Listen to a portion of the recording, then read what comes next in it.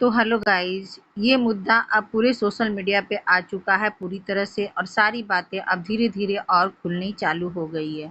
दोस्तों, इसके ऊपर तो इस आयुषी के ऊपर कहर बोले तो टूटता ही जा रहा है, या बोले कि इसके जुर्म सामने आता जा रहा है, या बोले इसका पाप सामने आता जा रहा है।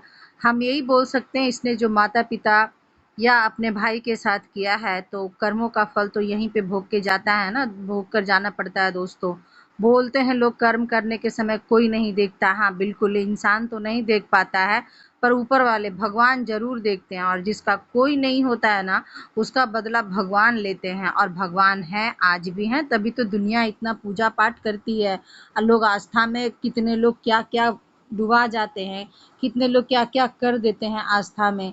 इसी को कहा जाता। अभी इसके ऊपर जो इल्जाम लगा, जो इसने कबूला, अभी ये मामला ठंडा भी नहीं हुआ और ये अभी कुछ इसमें रास्ता भी नहीं निकला था कि इसके ऊपर दूसरा इल्ज़ाम लग चुका है कि 1 साल पहले इसने शायद अपने पिता की भी हत्या इसी ने की है। पूरे यूट्यूब पे छाया हुआ है, सोशल मीडिया पे है, और बोले तो बहुत सारे न्यूज़ चैनल पे है, और इस पे इल्ज़ाम लगाया जा रहा है कि इसने ही अपने पिता का भी हत्या करवा दिया या कर दिया, या किसी कॉन्स्पिरेसी के हिसाब से ये ख़त्म कर देती है।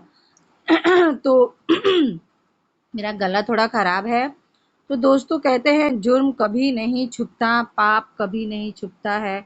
आप किसी भी तरीके से करिए, कभी ना कभी करिए। इसने अपने पिता की अगर हत्या करवाई भी होगी, चाहे हत्या में शामिल भी होगी या कुछ की भी होगी, तब भी वो उस समय पता नहीं चला जो अब पता चला इसकी माँ की हत्या के बाद। इसकी माँ की हत्या के बाद आत्मा, बोलते हैं ना, आत्मा होता। अगर आत्मा नहीं होता है तो पितृ फिर क्यों होते हैं? क्यों लोग पितरों की पूजा करते हैं? इसकी माँ ने अपने पति की हत्या का भी खुलासा करवा दिया। शायद अब इस दलदल में फंसी है तो वो धीरे धीरे ये भी मान ले कि इसने अपने पिता की भी हत्या की है। तो दोस्तों, इसी को बोलते हैं कर्मा। कर्मा आपको यहीं पे भुगत के जाना है, चाहे जैसा भी कर्मा है, जैसा भी करिए। इंसान को झूठ बोलने से पहले सोच लेना चाहिए कि हम क्या बोल रहे हैं, नहीं बोल रहे हैं।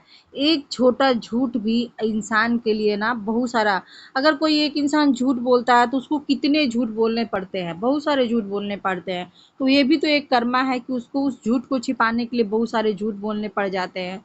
लेकिन इसका ये देखिए, अपनी माँ का जब ये करी, माँ का ये मर्डर करवाई, माँ की सुपारी दी, तो इसने पिता की भी कत्ल कर दी है। पिता को भी एक षड्यंत्र, कॉन्स्पिरेसी के हिसाब से मार दिए, क्योंकि इसके मामा ने इल्ज़ाम लगाया है कि 1 साल पहले भी मेरे जीजा जी से ये हमें मिलने नहीं देती थी, कहाँ रखी नहीं रखी। वो बहुत बीमार थे और बहुत ही परेशान थे। हॉस्पिटल में दिखाने के बाद दूसरी जगह उन्हें बड़े हॉस्पिटल में ले जाना था, पर ये पता नहीं अपने पिता को कहाँ लेकर चली गई। उसके बाद किसी को मिलने नहीं दी। तो मेरा भी लेकिन एक सवाल है, बोलते हैं कि सवाल पे सवाल तो होता ही है। भले ही ये अपनी माँ को मारी है, इसने माँ के साथ बुरा किया, बहुत ही बुरा किया, लेकिन अब इसके ऊपर पिता का भी इल्ज़ाम लग रहा है। तो उस टाइम तो दोस्तों माँ तो ज़िंदा थी, माँ तो जिंदा थी ना, तो माँ को तो पता होगा, जिस तरह वो अपनी बेटी की सारे कारनामे अपने भाई को बता कर कर रखी होगी। अगर इसने अपने पिता को भी मारा होगा तो वो भी तो माँ बताई होगी, या बताई तो जरूरी होगी भाई। जब पत्नी जिंदा थी तब उसको तो पता होना चाहिए मेरा पति कहाँ है। मान लीजिए आयुषी कहीं छुपा करके रखी या कुछ करके वो रखी, लेकिन मेरा दिमाग में ये सवाल है कि अगर वो इसकी माँ जिंदा थी तो उसे पता नहीं था कि उसका पति कहाँ है, बीमार है, उसे कौन से हॉस्पिटल में दिखाना चाहिए था? क्या मामा जी के ऊपर भी सवाल उठने चाहिए? या इस लड़की जो पूरी तरह से चुप्पी साधी हुई है, इस कहानी के पीछे कुछ और कहानी है क्या? मुझे तो कुछ ऐसा लगता है, क्योंकि मैं इसको वीडियो में देखी हूँ। जब ये पुलिस थाने से निकल रही थी तो दरवाजे पे इसको बहुत सारे सवालात पूछे सोशल मीडिया ने, लेकिन बस एक जवाब इसने दिया, मैं 3rd ईयर में हूँ। उसके अलावा इसने कोई जवाब नहीं दिया, और अपने जुबान को बंद रखी। ना अपने पिता के लिए बोली, ना अपनी माँ के लिए बोली, ना ही फैमिली के लिए बोली, ना ही भाई के लिए बोली, ना ही अपने बॉयफ्रेंड, किसी के लिए नहीं बोली। एक पढ़ी लिखी लड़की क्या सोच समझ कर ऐसा काम करेगी? और अगर अपने पिता को ये मारी भी होगी, चाहे मारने का किसी तरह का कॉन्स्पिरेसी भी की होगी तो माँ तो जिंदा थी, तो माँ क्यों नहीं बोली, माँ थाने के पास क्यों नहीं गई? कहीं ऐसा तो नहीं है कि ये कहानी बहुत उलझने वाला है, ये एक सुलझी हुई कहानी दिख रहा है कहीं और, इसका इसका कनेक्शन किसी और जगह है, इसका एंड कहीं और हो रहा है। कौन है इसका मास्टरमाइंड, कौन है इस कहानी के पीछे? क्या सारे लोग इसमें शामिल है? क्योंकि दौलत बहुत खराब चीज़ होती है दोस्तों। जब तक आपके पास पैसा है ना, तब के पास आप जब तक बोलते हैं जब तक आपके पास पैसा है, बहुत सारे पैसे हैं, तब तक समझिए कि आप बहुत खतरे में हैं। और जब आपके पास पैसा नहीं है तो समझिए कि आप कोई खतरा में नहीं है। क्योंकि इंसान उसी के साथ कुछ करता है जिसके पास पैसा होता है, लालच होता है। इसके चाचा, इसके नानी हाल वाले, ये खुद, या इसका परिवार, या और कोई, कुछ समझना मतलब ये भी एक मुद्दा ऐसा बन के रह गया है जिसमें उलझ गया है। ये लड़की चुप पूरी बैठी हुई है, इस पे इल्ज़ाम लगाया गया है सरकारी नौकरी का। अभी मामा बोल रहे हैं मेरे जीजाजी का भी मर्डर हुआ होगा, यही कार्रवाई होगी या मारने में हाथ होगा इसका। तो फिर इसकी माँ क्यों चुप रही, माँ कुछ क्यों नहीं बोली? यह भी एक उलझा हुआ मुद्दा बनता जा रहा है, शायद ये भी सुलझेगा। या एक बेटी बेटी अभी तो ये करके रखी, आगे की कहानी क्या बनती है, आगे कोर्ट में किस तरह से ये सुलझती है, ये भी कहानी देखते रहिएगा और आप लोग मेरे चैनल पे बने रहिएगा।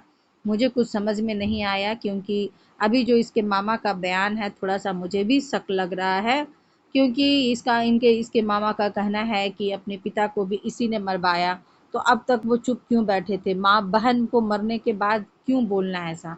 अगर इसे डाउट है कि हाँ, मेरे जीजाजी को मरवाया गया, तो अपनी बहन को लेकर क्यों नहीं कार्रवाई करवाया वो?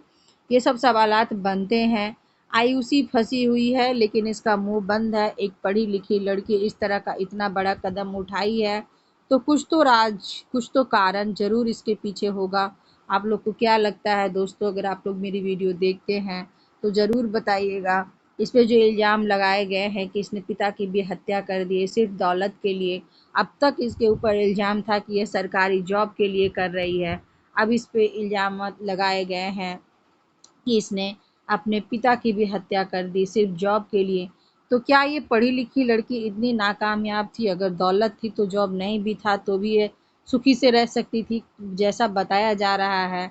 पुलिस थाने पुलिस वाले कानून का कहना है कि ये करोड़ों रुपए इसके पास हैं, इसके गार्जियन के पास हैं। तो ये इतने की मालकिन थी, जॉब नहीं भी करती तब भी इसको खाने की कमी, फैशन की कमी, किसी चीज़ की कमी नहीं रहती। या इस कहानी के पीछे कुछ और कारण है? अगर ऐसा कुछ आप लोग को लगता है तो आप लोग कमेंट में कमेंट करिए, मैं यही बोलूँगी। और मेरे चैनल को लाइक करिए, शेयर करिए, सब्सक्राइब करिए। और मैं एक बार और बोलूँगी, आप लोग कभी भी किसी के ऊपर विश्वास नहीं करो दोस्तों। अब ज़माना दुनिया विश्वास के लायक नहीं रह गया है। आपको कौन धोखा देकर चला जाएगा, क्योंकि ये झूठ की दुनिया हो गई है। यहाँ सिर्फ लोग झूठ बोलते हैं अपने काम के लिए, अपने आप के लिए झूठ, और जो सच बोलता है उसे भी लोग झूठ ही समझते हैं। तो इस कहानी के पीछे क्या है नहीं है, आगे तक देखते रहिए। मुझे जानकारी मिलेगी तो मैं वीडियो ज़रूर लाऊंगी। और वीडियो अगर पसंद आया तो मेरे चैनल को लाइक करिए, शेयर करिए, सब्सक्राइब करिए। Bye bye.